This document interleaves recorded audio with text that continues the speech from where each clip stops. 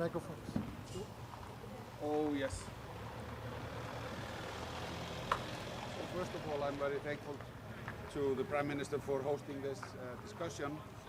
And also let me mention Macron's initiative to bring together leaders to discuss matters of importance. I think we come together now at specifically important time where discuss among other things.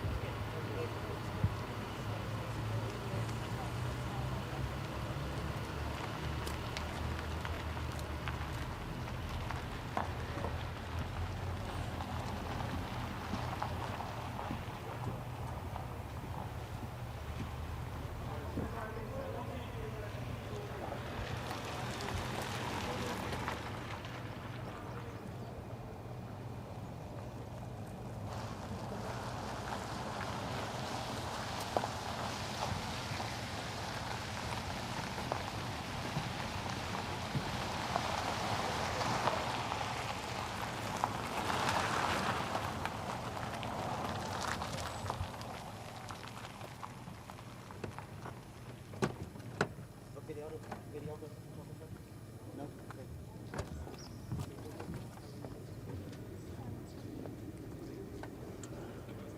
Thank you so much. Yes. Yeah. We went. I just came back yesterday, actually. Yeah, it was so nice. We were 12 people, and our outside speaking to this.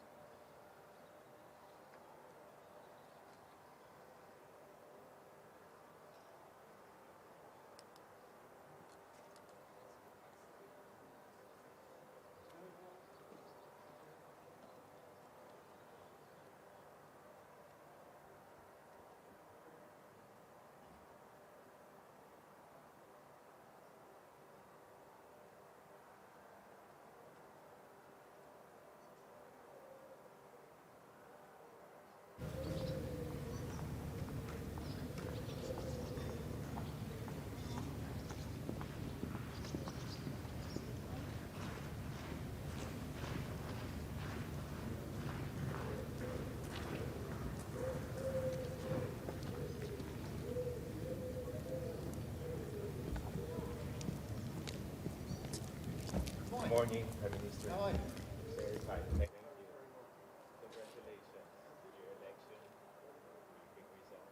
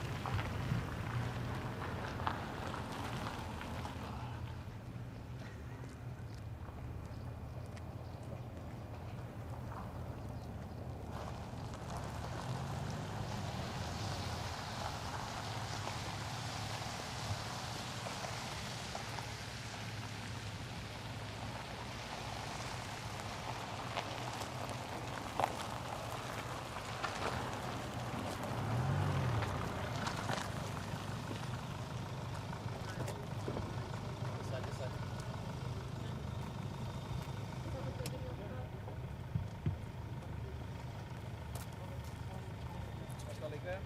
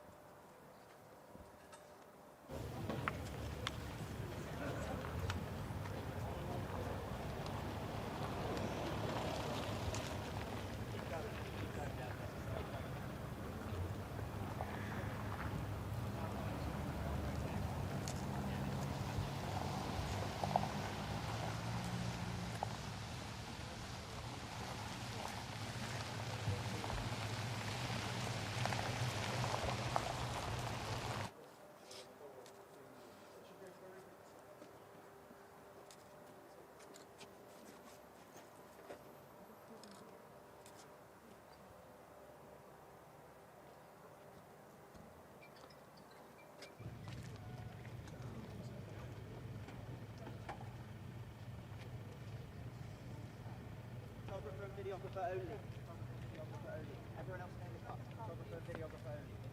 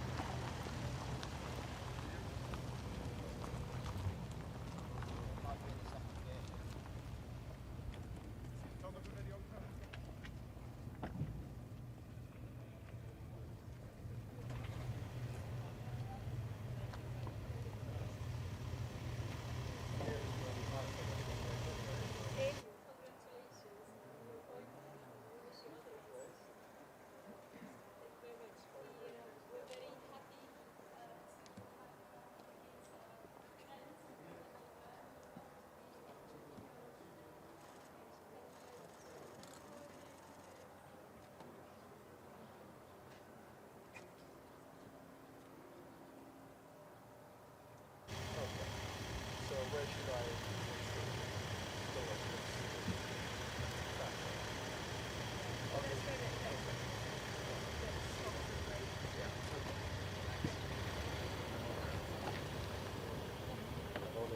Morning. Morning.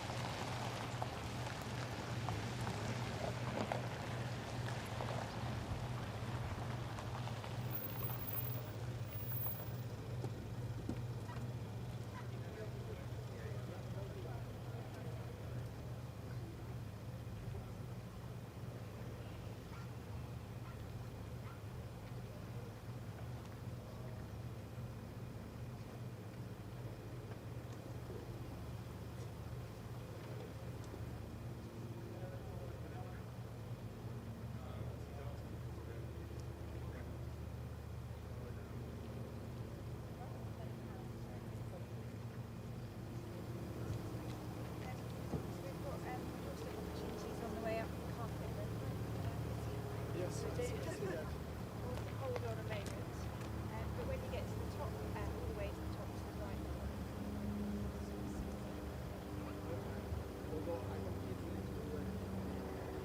Oh, no, if you want to go straight down, thank you very much.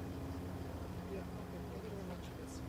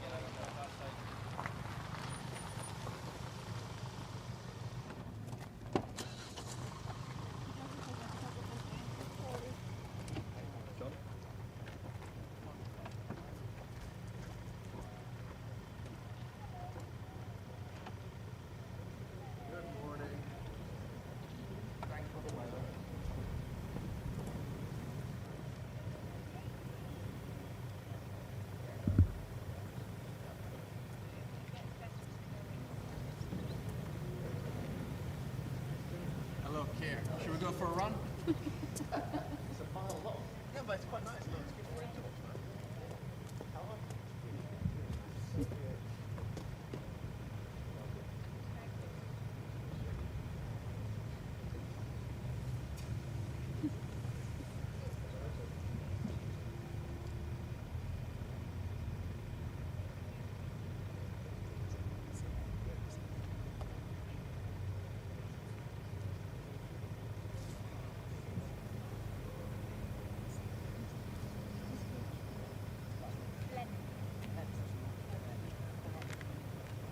Right. So you medium on the way up.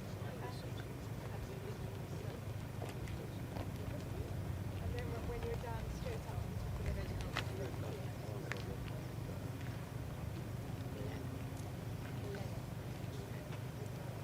Great. ¿Cómo está? Creo que voy a hablar allí delante de los podcasts. Si puede en castellano, Espera algún. Bueno, vamos a hablar mucho de seguridad.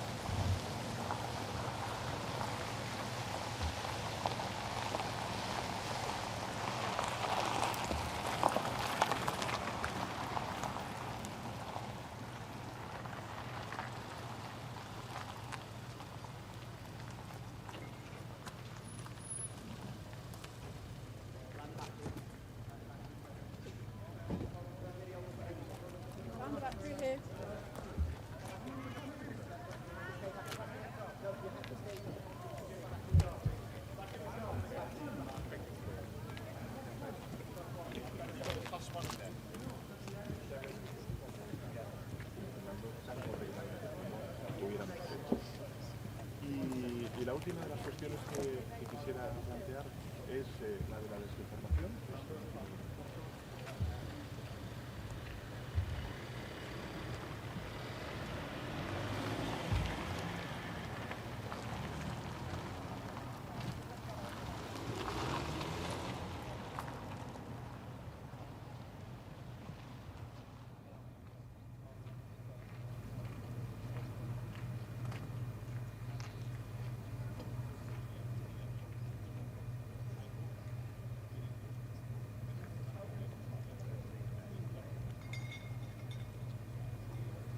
Two, see, is clear, draw, hold one, is clear, so straight complete.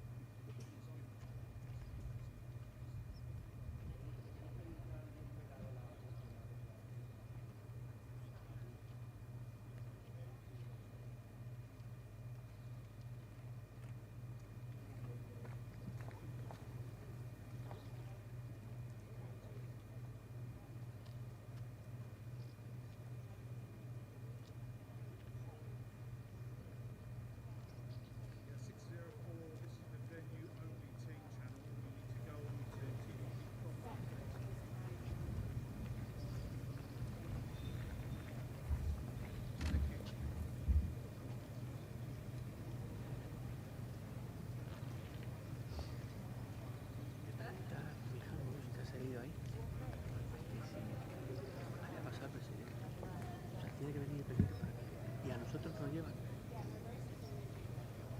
por otro lado.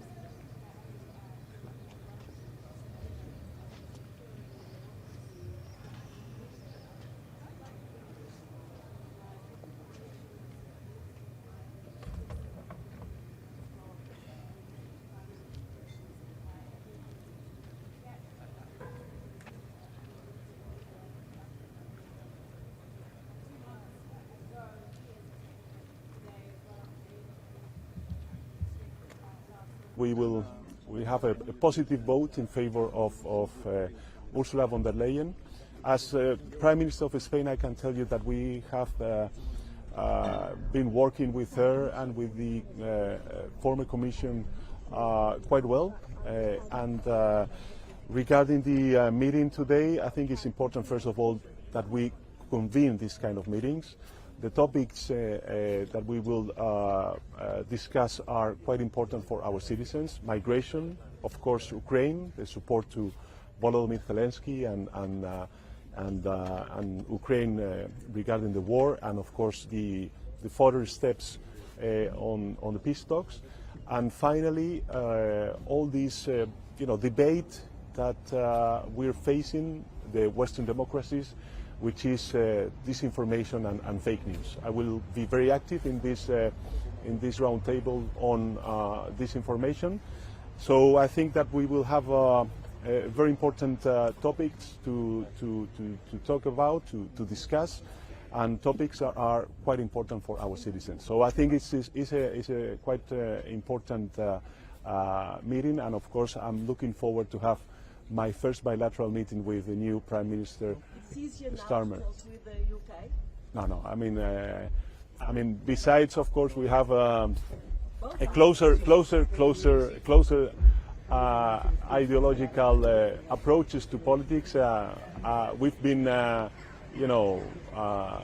very close and very collaborative and cooperative with the previous administration, and looking forward to have the best one with the new administration. Will you be discussing the recognizing Palestinians with the other members?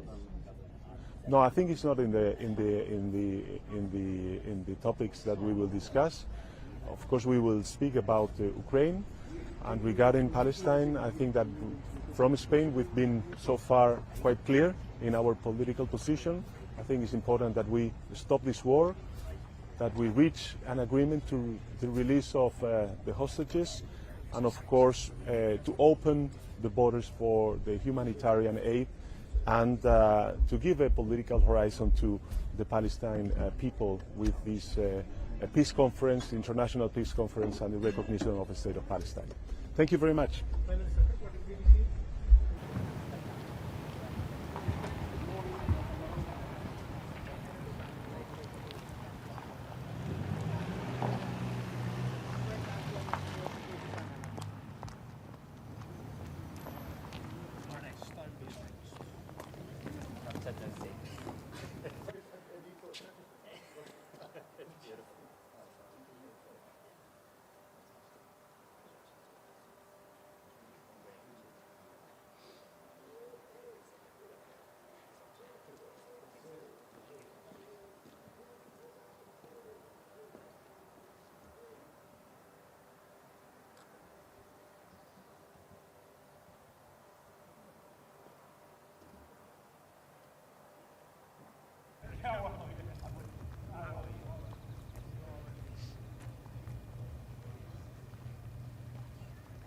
Migration with the UK. Do you want the UK to join?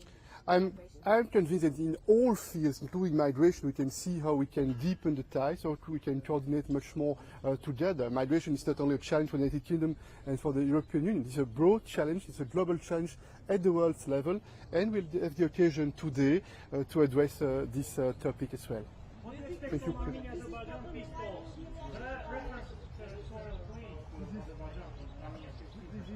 This is good that in recent months you see the possibility.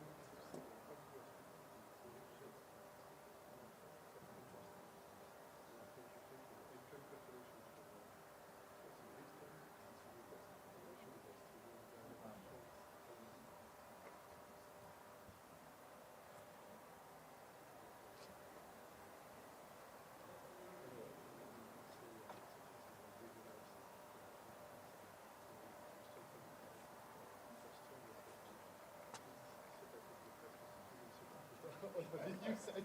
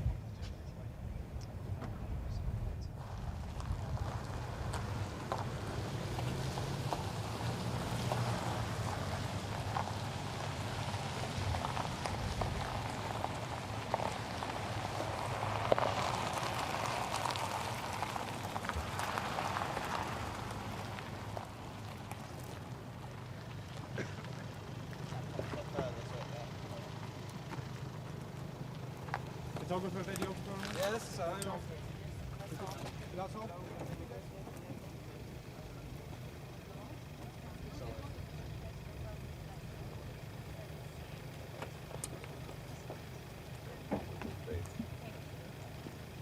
Just media on the way up and we'll wait. Okay, thank you. Good morning.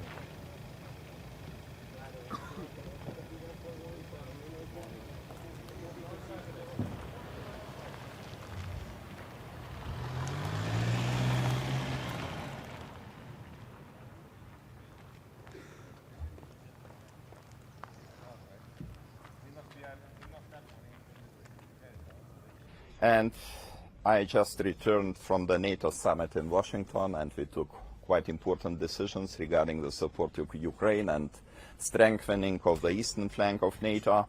But I think the problem is not the decision making. The problem is that we are not able to deliver. We take the decisions, but unfortunately the deliveries come much later. And this is a problem. Ukraine badly needs ammunition and air defense systems right now. And this is the reason why we should support Ukraine more if we really want Ukraine wins this war. Are you worried about the prospect of a second Donald Trump presidency?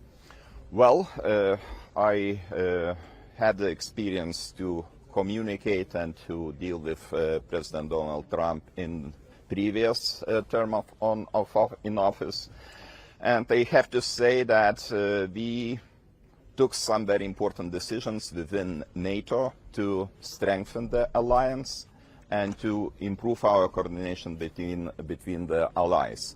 So I really look forward to bring the arguments why U.S. presence in Europe, U.S. presence in Baltic region is the best deterrence against the aggression of Russia. And I think it contributes to the stability of the whole region.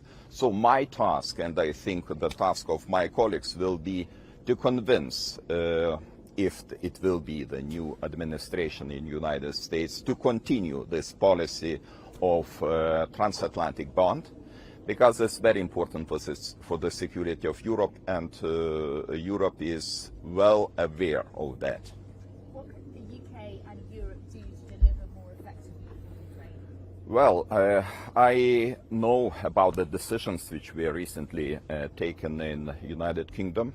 I welcome them very much. And I think the decision to provide the military support, financial support to Ukraine, if I remember correctly, 3 billion British pounds, is sufficient. But again, I am talking about the commitment not only to take the decisions, but to deliver. Lithuania is not a very big country, but we already provided 1.2 billion euro support to Ukraine, cumulative support to Ukraine, which actually means about 2% of our GDP, and we are committed to deliver 0.25% of our GDP each year annually as a support to Ukraine. So I think other countries should follow this example, and of course they can do even more, especially the countries which have very strong defense industries, can produce the military equipment. And I have to say that Russia is really concentrating the efforts to produce as much as possible. And this is a problem. They outpace our production capabilities, even if we are in one team. Russia produces more than we all united. And this is the problem. We have to increase our capabilities to work closely with our partners, especially like-minded countries, and support Ukraine more decisively. Thank you so much.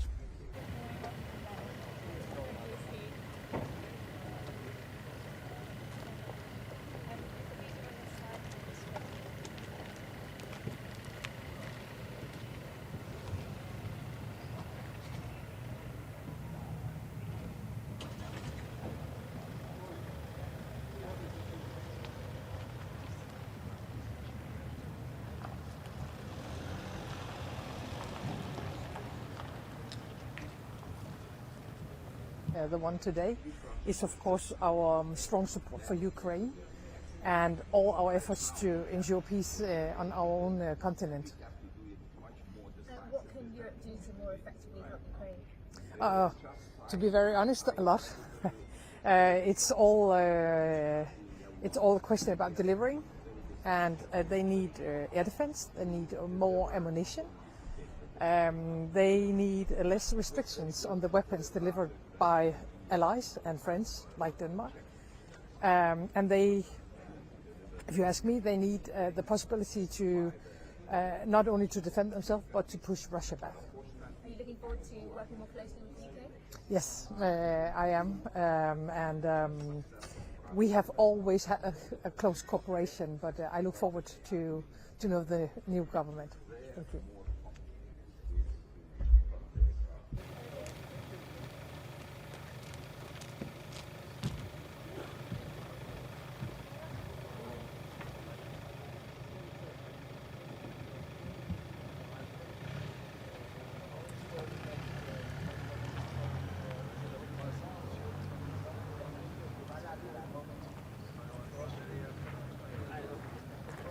For us European countries to convene and to talk with the new British government.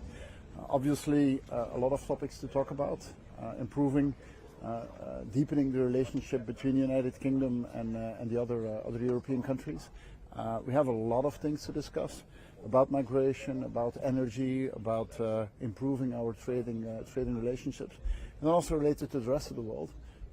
We see that this is a moment where a lot of discussions take place, for example, in the United States, which are internal political discussions, but obviously which could have an impact on the security in Europe. So a very fitting moment to talk.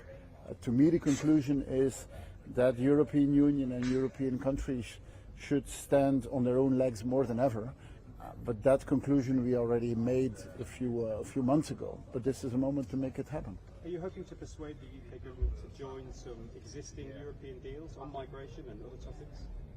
That's one of the things we will discuss today. I think what is important is that the agreements that we already have made post-Brexit, that those are being implemented in its totality. The trade and cooperation agreement, the Windsor framework, and so on. That's a good basis. Let's put that completely into practice and do it the way it was intended. And then, of course, in parallel, we can discuss other topics. But that's really two things that we need to do in parallel, and both need to happen. Good? Thank you. Mr. Prime Minister, is there a new deal to be done with the UK immigration? Well, let's do two things in parallel. First of all, we have the post-Brexit agreement that needs to be implemented in its entirety and philosophical way the Windsor framework, the PCA, and this one.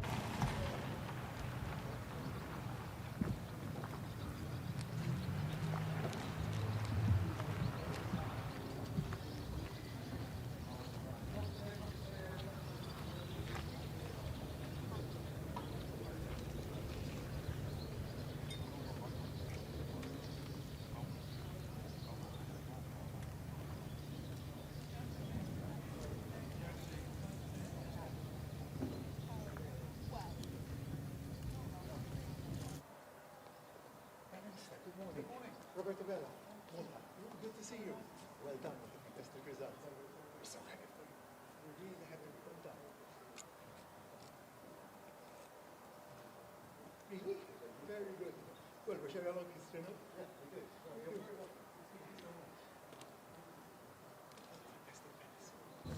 It's amazing. We need someone really important.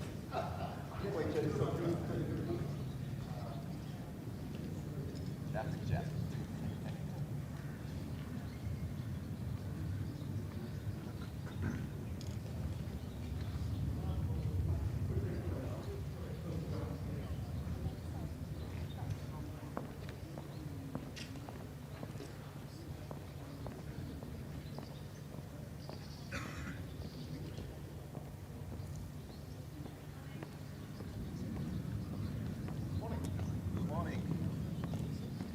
Good to see you again after Washington. It's very good. You're very well. I think it was quite good meeting. Of course, I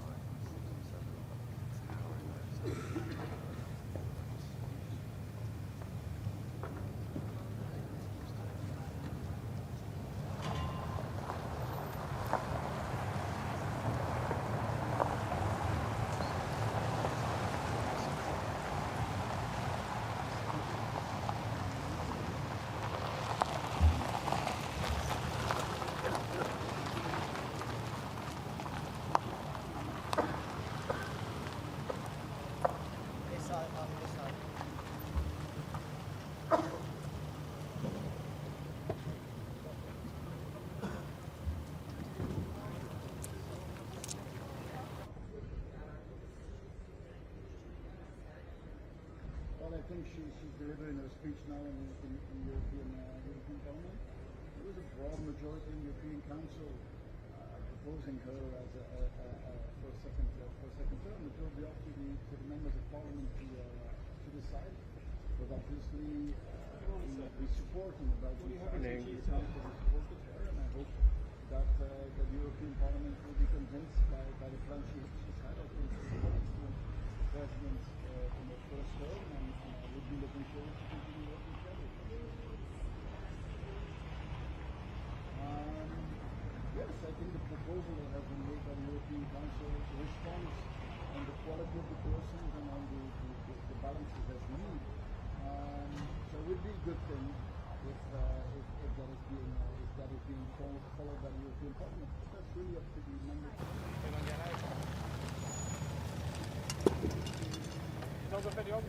Yeah. Maybe, come on.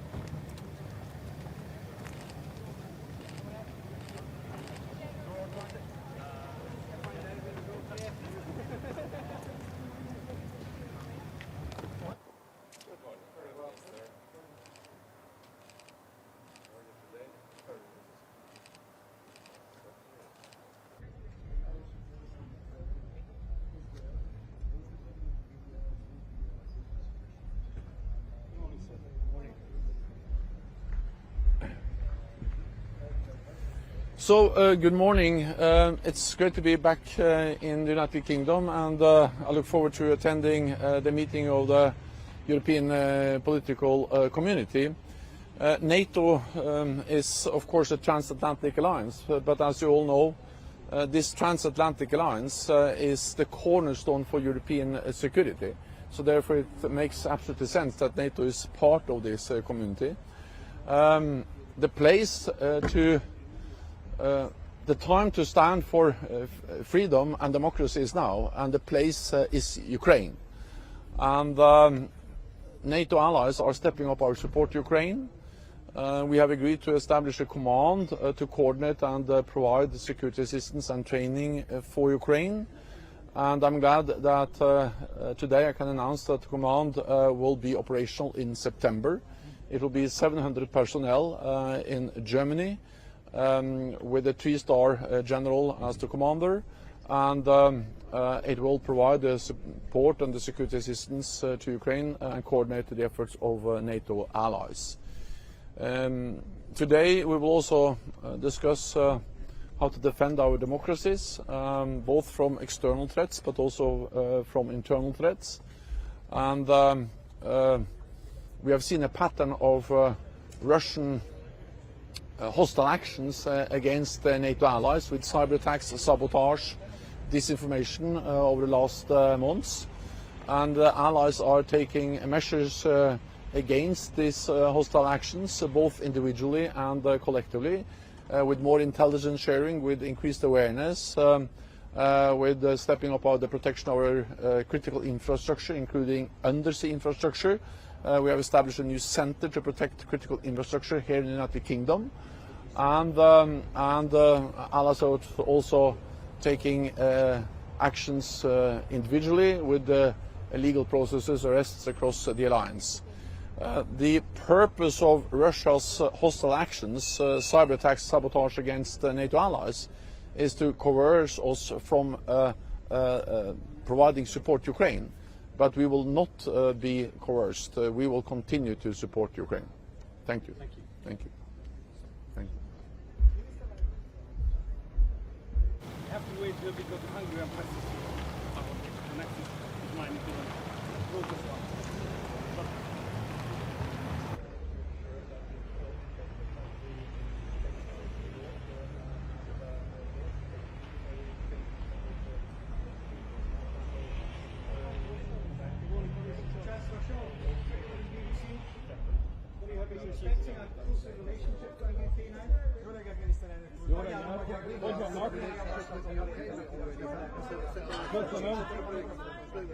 Köszönöm. I speak a language which you don't understand, sorry for that. Jól állunk, hát haladunk vele. Nem egyszerű, látja, van szembeszél. De egyelőre minden lépést megtettünk a tervek szerint. Ugye a mi koncepciónk lényege, ami eltér a hivatalos koncepciótól, hogy az Európai Uniónak nem az amerikai demokraták külpolitikája.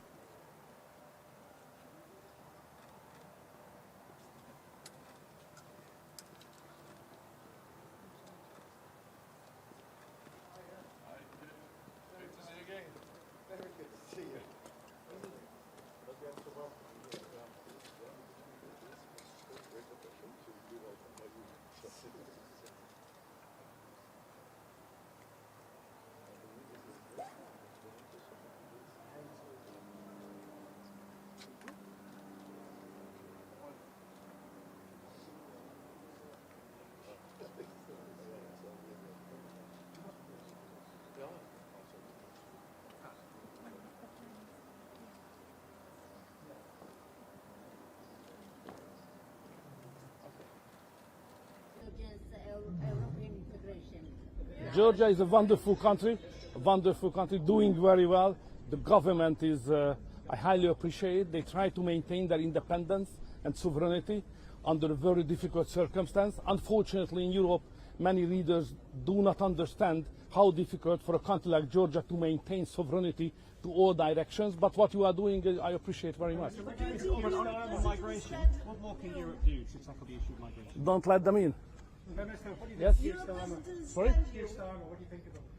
I just met him at the European Championship final. It was only 5 minutes. It's not enough to make any evaluation. But I congratulate him. I hope we will have a good cooperation between Hungary and the UK. What's your message to Ukraine? Sorry? What's your message to Ukraine at this summit? We are with you. Sorry? Europe, your other states, prime ministers doesn't understand you. But I try to explain. You know, it's a long walk. It's a long way to go. Why do you think they don't understand you? Because they are more pro-war countries. They believe that they can destroy militarily the Russians, which I don't think so, because I think that there is no solution of this conflict on the battlefield. They hope so, but I don't. I don't believe at all. So because I know the Russians, I know the Soviet Union, I know the Ukrainians, I'm belonging to a neighboring country. I know the whole context. It's impossible to find a solution on the battlefield. We will lose every day thousands of innocent people, you know. So to lose the human lives is the most precious thing we can lose. And we do it every day, thousands and thousands. We have to stop it. That's as a neighboring country. This is my opinion. Solution is not on the battlefield. Solution is on the negotiation table. Ceasefire, negotiation table. That's what I try to convince them. But you know, it takes time. Why are they not doing that, do you think, sir? They are human beings, you know. Every human being insists on his original idea. It's difficult to shift. But what my job is to convince them to shift from the pro-war policy to a pro-peace policy. Sorry.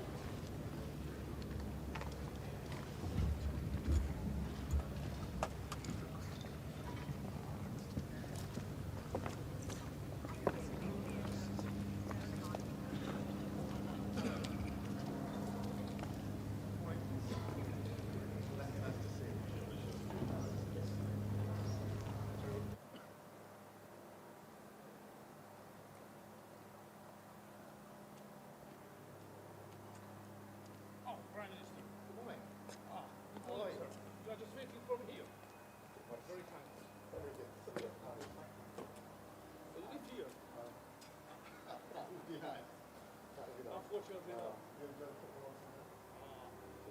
a pity for you. But second one was the next one.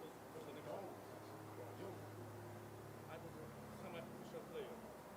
Even as Prime Minister playing in the third league. Can you imagine that the audience, shouting on me? Yeah, I can imagine. But thank you very much.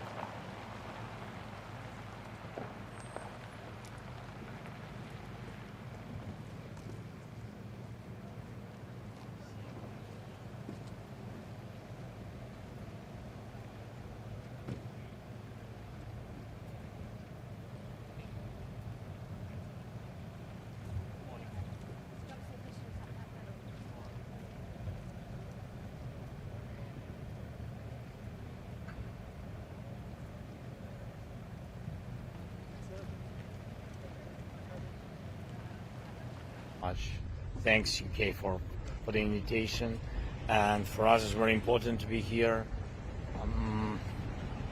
for Ukraine, especially this period, tough period for us during the war.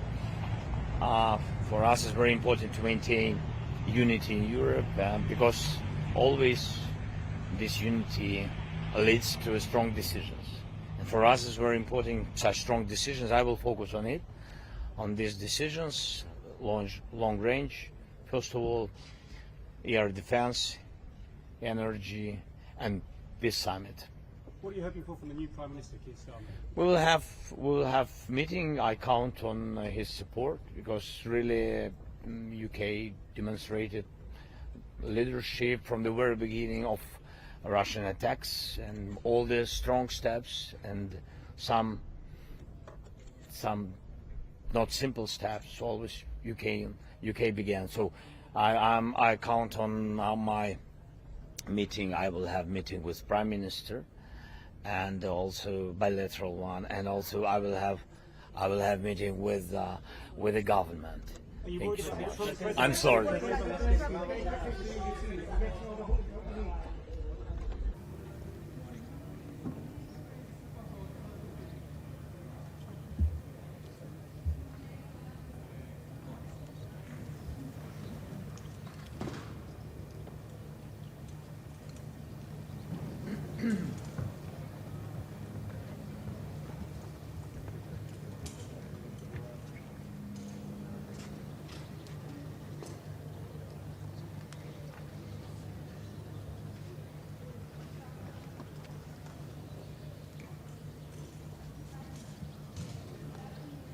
Morning, Prime Minister. Good morning.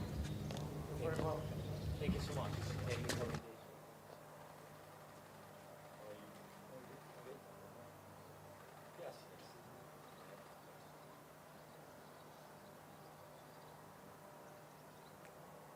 Yes, I know. I read.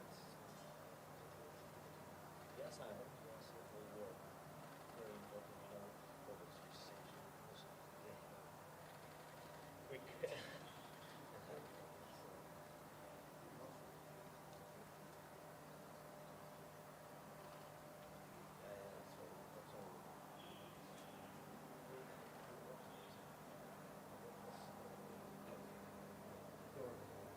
Yes.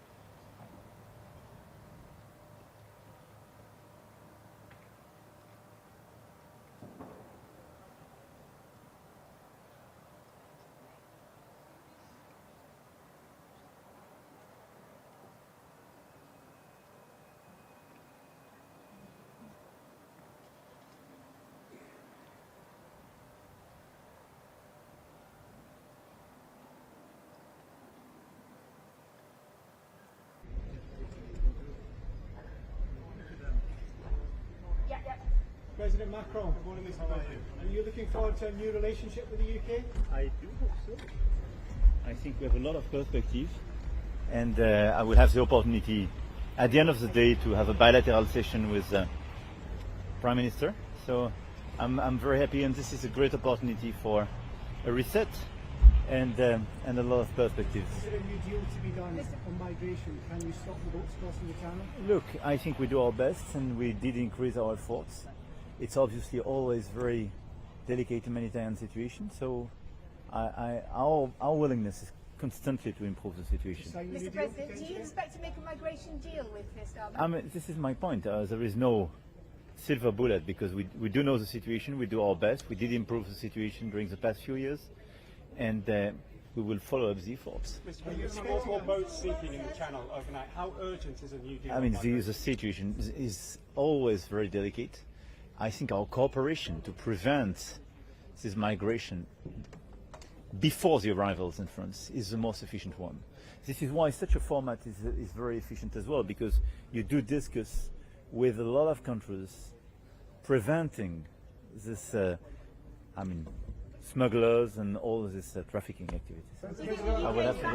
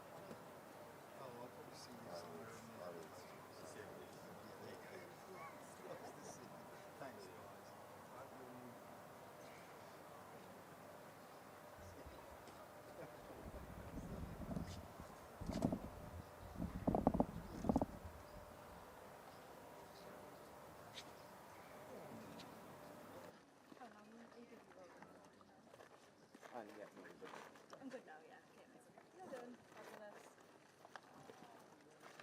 We'll take this back. Get some breakfast.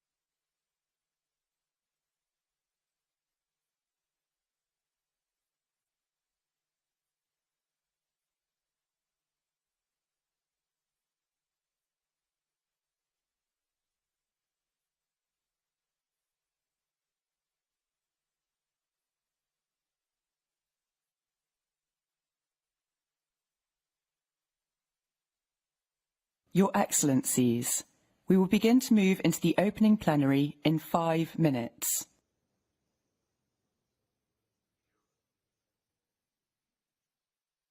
The opening plenary session will begin in 5 minutes.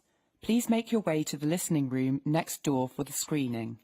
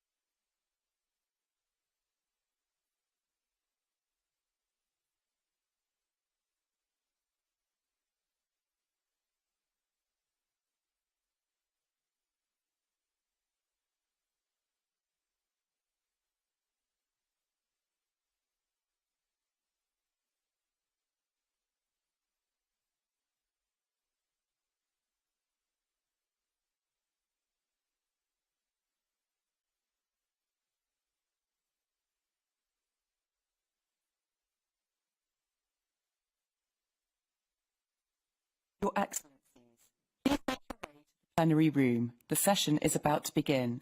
Red overlay holders, please remain in the plenary lounge until called through to the plenary room.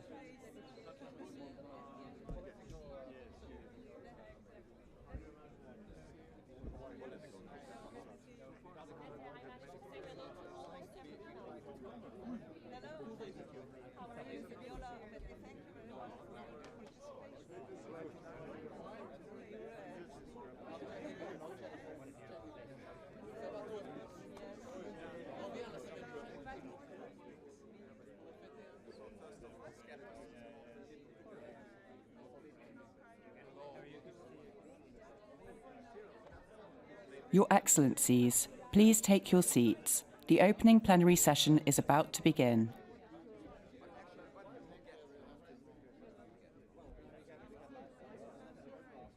Good to see you, my friend. How are you? Good to see you again.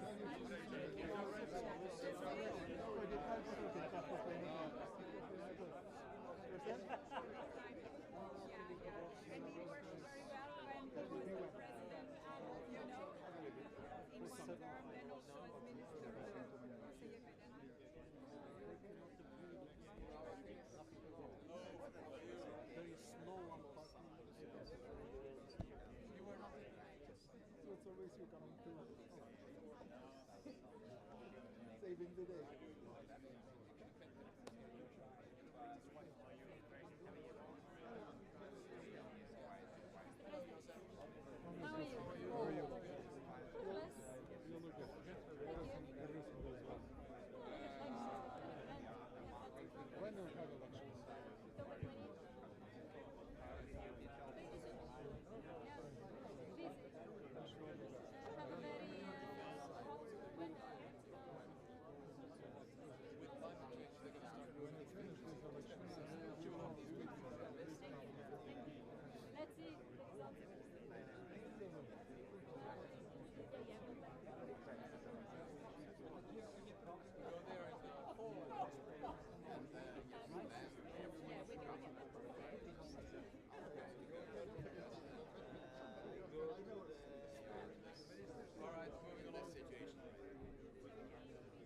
Your Excellencies, please take your seats. The opening plenary session is about to begin.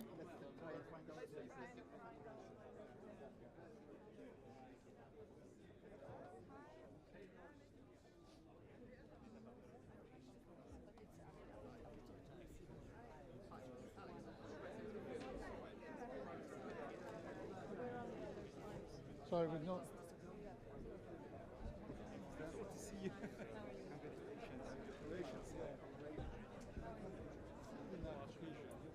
Congratulations.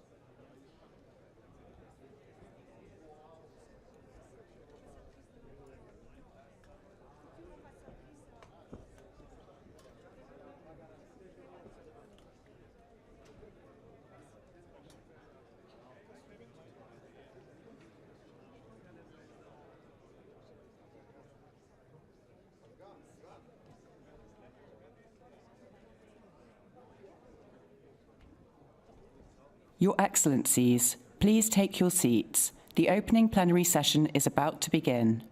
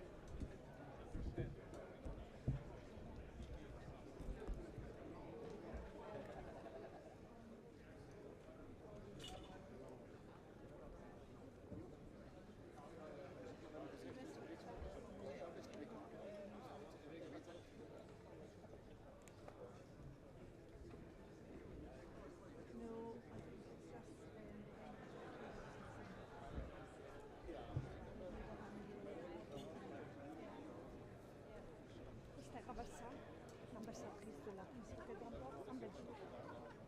Enchanté. Enchanté. Enchantée. Directeur de communication.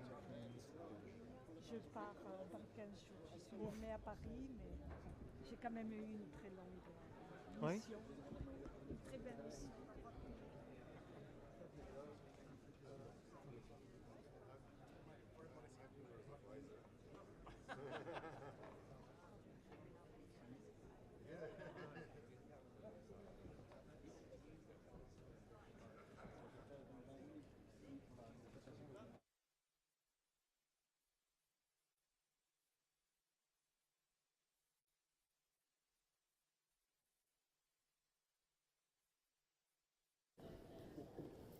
Good morning, everyone. Friends, fellow Europeans, it is my great pleasure to welcome you to Britain and to the splendour of Blenheim Palace. I hope you enjoyed the weather, the drive, and the architecture of this beautiful place. Thank you so much for being here. It is, of course, the birthplace of Winston Churchill, and we stand for the values that he embodies around the world. Liberty and democracy, yes, of course, but also defiance and resolve in their defence. And today, as a new storm gathers over our continent, we choose to meet it in that same spirit, and we choose to meet it together. And that is the choice of the government that I lead, now 2 weeks old. We want to work with all of you to reset relationships, rediscover our common interest, and renew the bonds of trust and friendship that brighten the fabric of European life. And the task is urgent because our security is on the line. Every day Ukraine fights to protect not just the Ukrainian people, but the European people, a continent where our belief in freedom, democracy and the rule of law was hard won, and that wants to live in peace. So, President Zelensky, in your struggle to uphold those values, we salute you once again. Have no doubt we will stand with you for as long as it takes. Because I was struck by something that you said, in fact, last week during the NATO summit, when you said Ukraine needs more air defence, and then you used these words, before the new school year starts. And that really struck me. Because returning to school after the summer break, that should be a moment of joy, of excitement for children. New uniforms, new exercise books, seeing how much their friends have grown over the summer holidays, and reuniting with friends. How could anyone consider that a target? So, our first task here today is to confirm our steadfast support for Ukraine, to unite once again behind those values that we cherish, and to say we will face down aggression on this continent together. Because the threat from Russia reaches right across Europe. Many of us have seen attacks on our own democracy, people targeted on our streets, military planes entering our airspace, ships patrolling our coastlines. And in Moldova and the Western Balkans, the threat is obviously even more acute. So this is the moment for us all to do more. And I'm proud of Britain's role in maintaining European security through NATO, through the Joint Expeditionary Force, and more. We stand together, we guard Europe's frontiers, and now we must find new, more ambitious ways of working together, firing up our industries, meeting not just the military challenge, but the challenge to our economic, cyber and energy security as well. I take a practical view of how the UK can meet this moment. I'm not driven by ideology, but by what's best for my country. And so we will strengthen our existing relationships and we will build new ones. This includes resetting our relationship with the EU, because I believe that the UK and the EU, working together as sovereign partners, are a powerful force for good across our continent, for peace, for security, for prosperity, for all our people. We've shown this, I think, in the G7, where we are using Russian assets to ensure they pay for the devastation they have brought to Ukraine. We're placing unprecedented sanctions on Russia and reducing our collective dependence on Russian oil and gas. And I think we should take pride in the steps that our continent has taken on this. But now we must see the job through. We must use this moment to accelerate towards clean energy, support Ukraine to meet its energy needs ahead of winter, and tackle the ships that are helping Russia to evade sanctions. We know what we can achieve together, but it's also time that we bring this resolve to another challenge facing our continent: the vile trade of people smuggling. Let's be frank, challenge is the wrong word. It is now, I think, a crisis. As we speak, as we gather here, a criminal empire is at work in every country represented here today, profiting off human misery and desperation, prepared to send infants, babies, pregnant mothers, innocent people to their deaths. And last week, 4 more souls, and actually last night another one, were lost in the waters of the English Channel, a chilling reminder of the human cost of this vile trade. And this summit is an opportunity to set a new path on illegal migration, to transform the way that we work together on border security and law enforcement, and to say together, no more. And in the UK, our new Border Security Command will work in partnership with you. We must combine our resources, share intelligence, share tactics, shut down the smuggling routes, and smash the gangs. Before I came into politics, I was the Director of Public Prosecutions in Britain, a job I held for 5 years, and I saw and participated in the work that can be done across borders on issues like counter-terrorism, sophisticated gangs working across our borders. And we use those same techniques to take those gangs down to ensure the safety of citizens across Europe.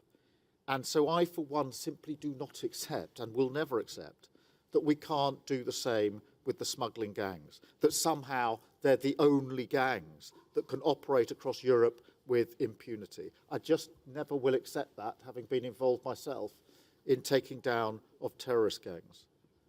So we must do more together. We must also do more to tackle the problem, of course, at source, to recognise the root causes. We know what they are: conflict, climate change, extreme poverty. The crisis we face is the fault of the gangs, no question. But the decisions people take to leave their homes cannot be separated from the wider issues. It is global inequality, and that deserves our attention as well. So let me say something here very clearly. We are resetting our approach here. This government will not commit taxpayer money to gimmicks. We are here to serve our country in the national interest, in pursuit of solutions that will actually deliver results. And more than that, we will approach this issue with humanity and with a profound respect for international law. And that's why we scrapped the unworkable Rwanda scheme on day one. And it's why we will never withdraw from the European Convention on Human Rights.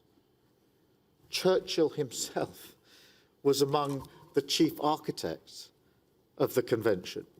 It was built on the blood bond of 1945 and our shared sacrifice for freedom. I myself first read about the principles of the convention and international law in a law library in Leeds, 40 years ago now. And that inspired me in everything that I have done since. And I draw strength from it and value from it every day, because they speak about the dignity of every human being. And that word dignity is there in the Universal Declaration of Human Rights, one of the most important words in it. Dignity of every human being, the very essence of what it is to be human. And that is our legacy. And so the nations of Europe must lead again today. Together we have the opportunity to make the world safer, fairer and more prosperous.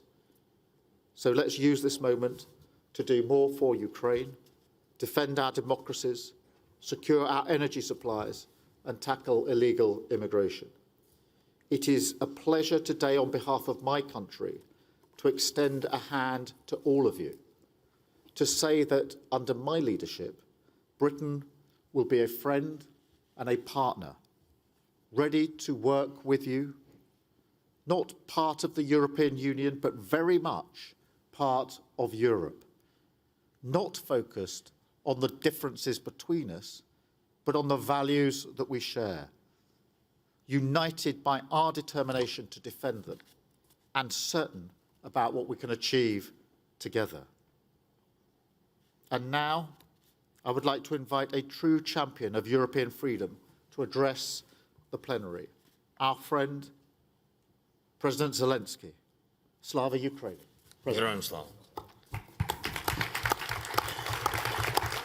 Thank you so much. Thank you very much, Prime Minister. Thank you for your kind words about us, about Ukraine, about our fight, and thank you for confirming that relations and cooperation between Ukraine and Britain, as well as between Britain and all of Europe, remains crucial.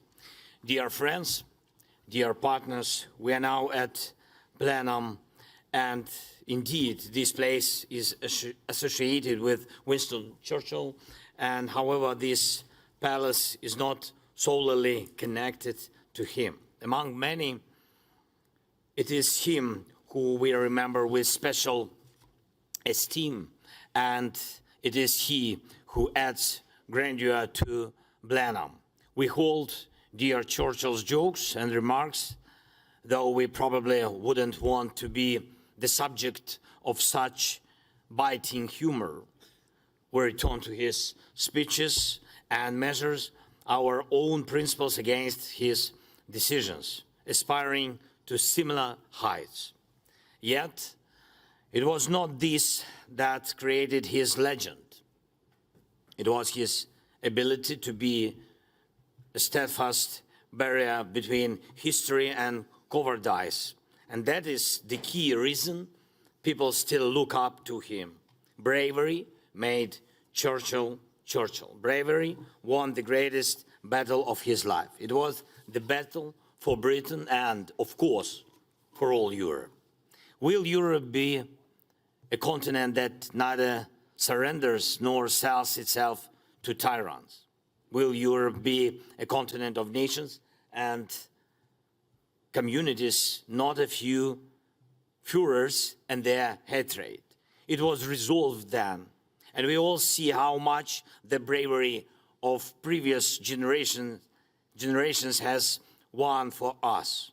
They secured this Europe for us, which has been peaceful for so long. And now our bravery and cooperation must achieve no less, so that the children of our nations can someday look back at us, at what we've done, at what we've chosen, at what we have promised, and see the pillars of their peace, their security and their prosperity, just as we see it when we look back at the most famous person from Blenheim.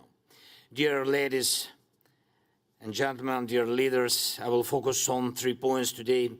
First, we have maintained unity in Europe and are acting together, which means that Putin has missed his primary target. He has failed to create division in Europe. The more decisive Europe is in preserving this unity, the long-lasting peace we will ensure. Putin cannot sustain relationships with truly strong leaders, and this is our advantage, but it remains an advantage only as long as we are united. He may try to approach you or go to some of your partners individually, trying to tempt or pressure you, to blackmail you so that one of you betrays the rest, weakening our unity. Yes, everyone chooses for themselves how to act, of course, and what legacy to leave. But if someone in Europe tries to resolve issues behind others' backs or even at the expense of someone else, if someone wants to make some trips to the capital of war to talk and perhaps promise something against our common interests or at the expense of Ukraine or other countries, then why should we consider such a person? The EU and NATO can also address all their issues without this one individual. Second, the reality on the battlefield is more convincing than any abstract deliberations. We have stopped the Russian advance on Kharkiv, period. Putin has sacrificed tens of thousands of his citizens, but has achieved nothing significant. This was made possible by the bravery of our warriors and the bravery of our partners, who have lifted limitations on the use of Western weapons along our border. Did this lead to escalation? No. On the contrary, it blocked Putin's attempt to expand the war. Did Putin have any response? No.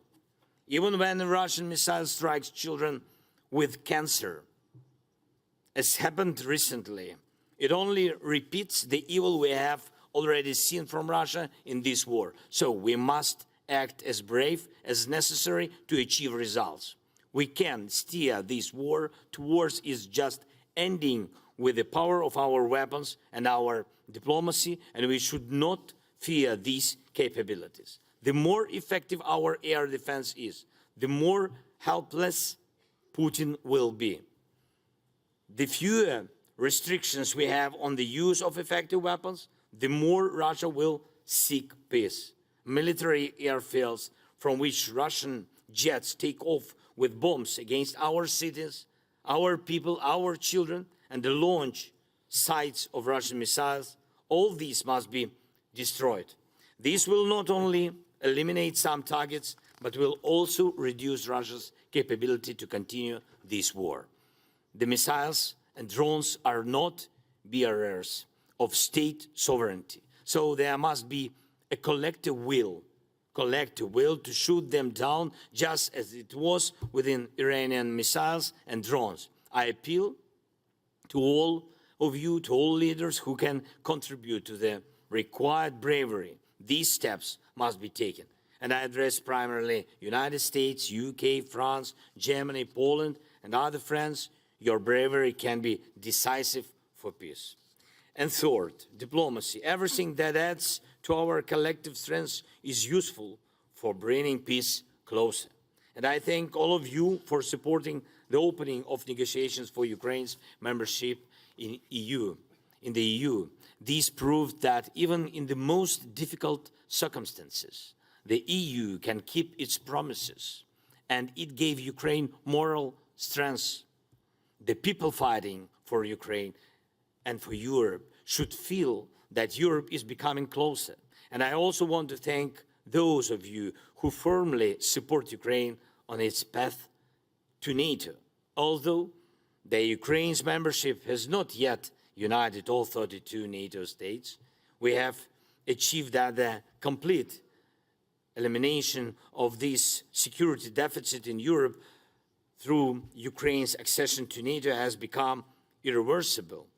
And what we must do at most this year are peace summits. I'm grateful to Switzerland and all the partners who helped us organize the first peace summit. It was a success for everyone who wants a just end to this war.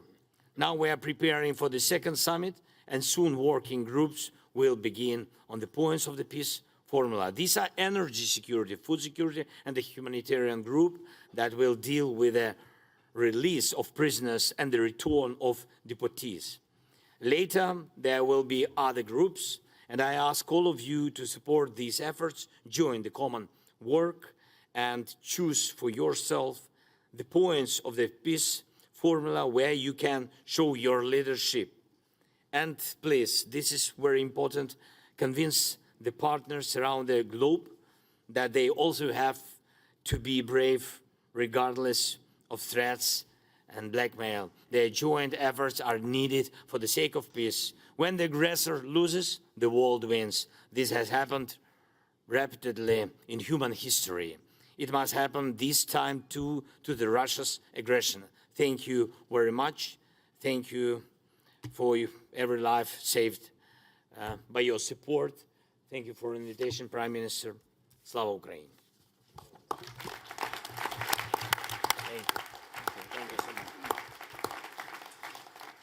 Thank you, Vladimir. I would now like to invite the President of the Swiss Confederation, Viola, to address the plenary. Excellencies, ladies and gentlemen, dear friends, it is an honor for me to address you all at this fourth gathering of the European political community. Switzerland values the EPC as a space for Europe defined by geography and based on a common idea of what is Europe. The EPC is valuable as a platform to have open, inclusive and frank discussions about the challenges we face. These challenges are of unprecedented complexity. We need to address them together as Europeans. I thank Prime Minister Starmer for the kind invitation to share my impressions of the Summit on Peace in Ukraine that Switzerland hosted a month ago. With the summit, we aimed to address the most pressing challenge our continent faces. Looking back, I believe it is fair to say that we achieved what we had aspired for. For the first time, voices from all corners of the globe came together at the highest level to talk about how to achieve a just and lasting peace in Ukraine. The Bürgenstock Summit represents the only initiative that enjoys broad support across all continents. More than 100 countries and international organizations joined the discussions. This global support is essential in order to take substantial steps towards a just and lasting peace. Other peace plans don't enjoy the same kind of endorsement. One reason may be that the UN Charter as the central foundation for a future peace is missing in some of those plans. Thanks to this broad support and the concrete propositions we discussed in Switzerland, we managed to lay the foundations for the path towards a potential peace process. I would like to take this opportunity to sincerely thank all of you for your tireless efforts to mobilize for the summit and for your active contributions prior to and during the conference. Your support played a central role in building this foundation and the momentum the summit was able to generate. I thank the UK, the EU, and in particular the staff of the Council Presidency, the Commission and the External Action Service, and also countless others who are present here today for the excellent cooperation. Despite the different points of view that were shared on the Bürgenstock, we managed to agree on a common vision. This vision is summed up in the Bürgenstock communiqué, which has been signed by 87 countries so far. Additional countries continue to sign the communiqué, even some of which were not present at the summit. This text can provide a basis on which further discussions can take place. With the summit, we managed to take a first step on the challenging path ahead towards a peace process. We are currently discussing with Ukraine and key partners what the next steps could look like. And we are working to use and sustain the momentum to elaborate such concrete steps, including on the issues identified in the Bürgenstock communiqué. Firstly, any use of nuclear energy and nuclear installations must be safe, secured, safeguarded, and environmentally sound. Secondly, food security must not be weaponized in any way. Attacks on merchant ships and ports and along the entire route, as well as against civilian ports and civilian port infrastructures, are unacceptable. Thirdly, all prisoners of war must be released. All deported and unlawfully displaced Ukrainian children and all other Ukrainian civilians who were unlawfully detained must be returned to Ukraine. What is already clear is that the active engagement and support of our European friends, be they the EU, its member states, or our other European partners here today, remain crucial. Switzerland welcomes the follow-up conferences on the 3 issues that President Zelensky just announced. This is exactly what we had worked and hoped for. Switzerland is ready to continue to play an active role in this process. We will particularly focus on strengthening the bridges that we have been able to build to the Global South and China. We have been getting very positive feedbacks on the summit, even from colleagues in the Global South who have so far refrained from signing the Bürgenstock communiqué. It is now essential to reach out to them, take their concerns into account, and motivate them to join the Bürgenstock communiqué. I count on your support in this outreach endeavor, and I very much look forward to continuing our close cooperation with all of you, including with Ukraine, as European partners standing together in solidarity. Thank you very much.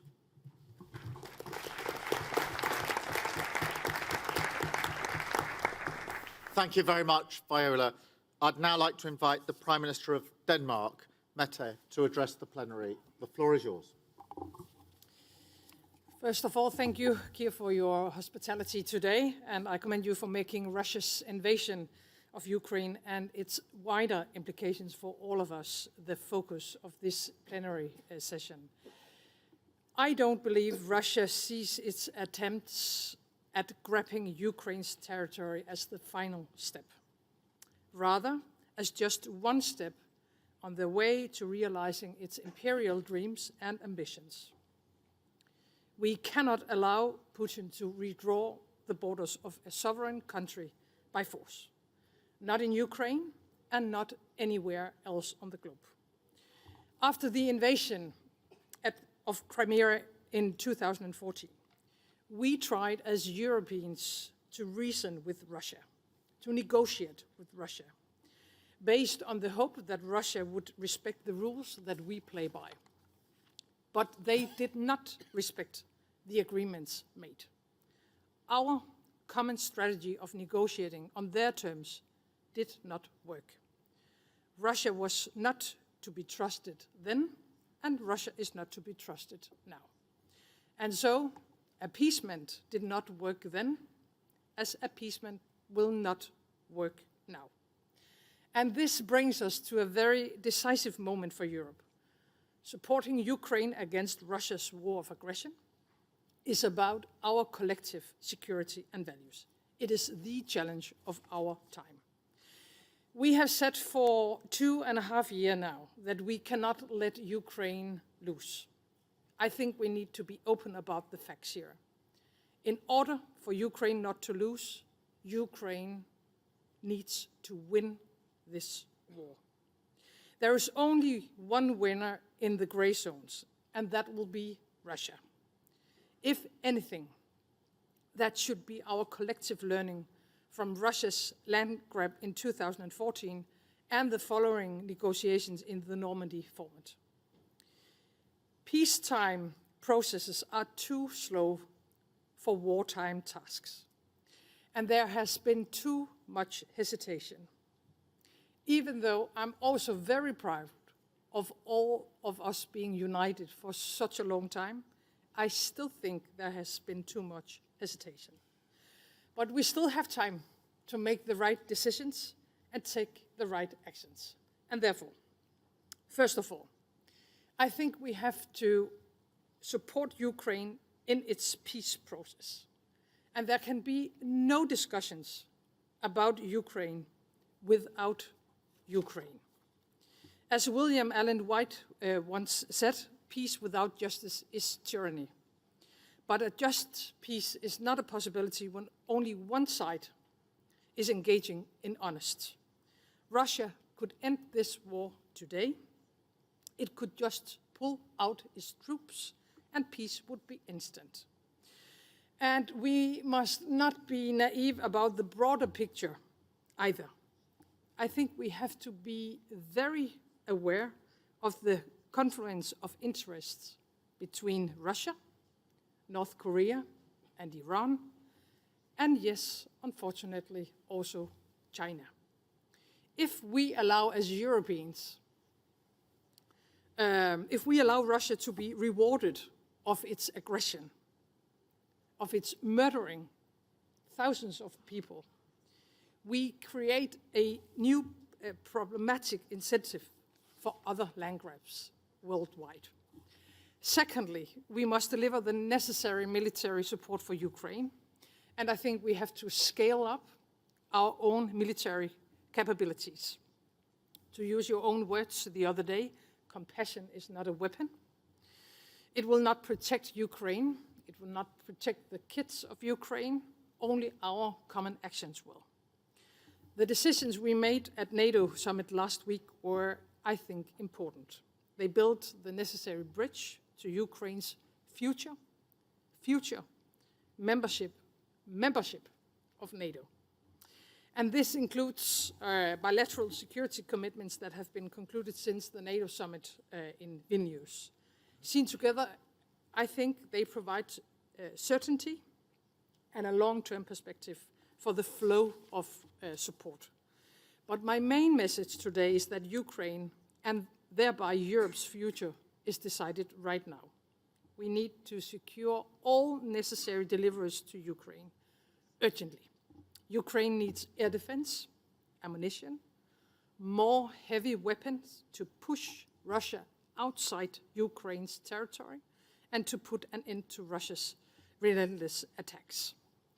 I think we have been talking too much about defending Ukraine. Now it's time to push Russia back. Seeing as today we find ourselves in the birthplace of Churchill, I will use a befitting quote from him. It is not enough that we do our best. Sometimes we have to do what's required. And in doing so, I think we need to think creatively. On the Danish side, we have worked very hard to support production of military equipment directly, internally in Ukraine. You know best what is needed at the battlefield. The equipment, to be honest with you, dear colleagues, can often be produced cheaper and more effectively in Ukraine. So by joining forces and pooling resources, we can ensure that the flow of the needed military equipment corresponds to the needs of Ukraine. Another example is, of course, the Czech initiative. We hope to deliver almost 500,000 artillery shells before the end of this war. This year, but we all know around this table that there are more available ammunition stocks that could be released to be used in Ukraine. I think all of us has to spend substantially more on our national defense. We have to find new ways inside the European Union to ensure this. And all of us have to invest substantially more in our defense industry, and we need to do it now. And we have to stop going about this task in front of us with a peacetime mindset, not in Ukraine, but the rest of us. As the old Roman saying, if you want peace, prepare for war. Finally, and let me end by this, with some few words on closer European cooperation, because this dimension also plays a crucial role in fostering greater European security. It goes for Europe and for Ukraine, and it goes for all participants at this meeting. Just one example, we cannot overstate the importance of the European Union accession negotiations started with Ukraine and Moldova. I would like to congratulate both you, Volodymyr, and Maya, for the great achievement you have already made. Thank you, Keir.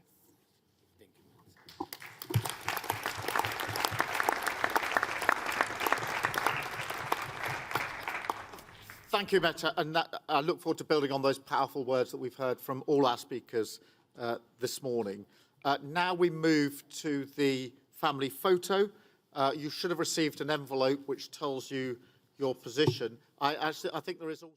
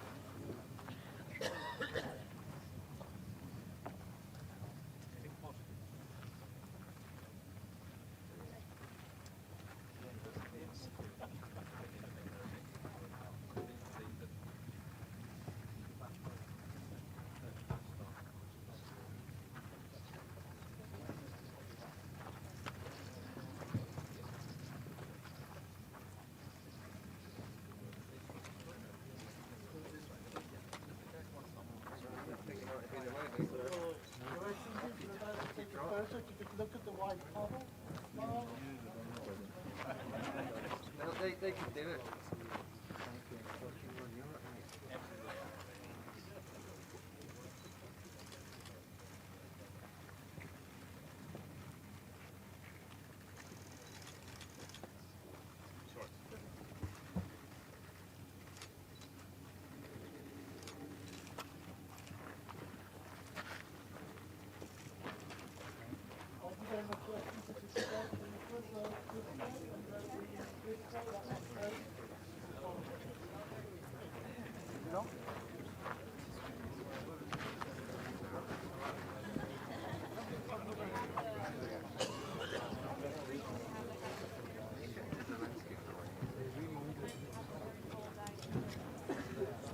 There's too many people. It's like G7.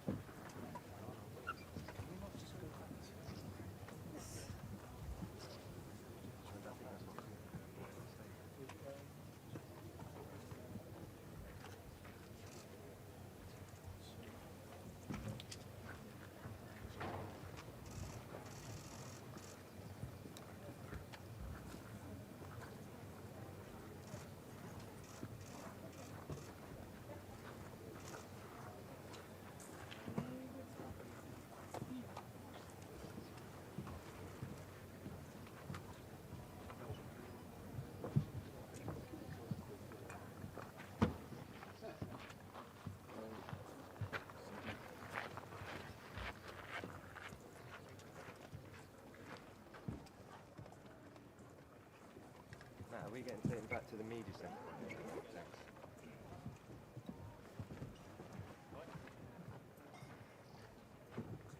Thanks. Matt?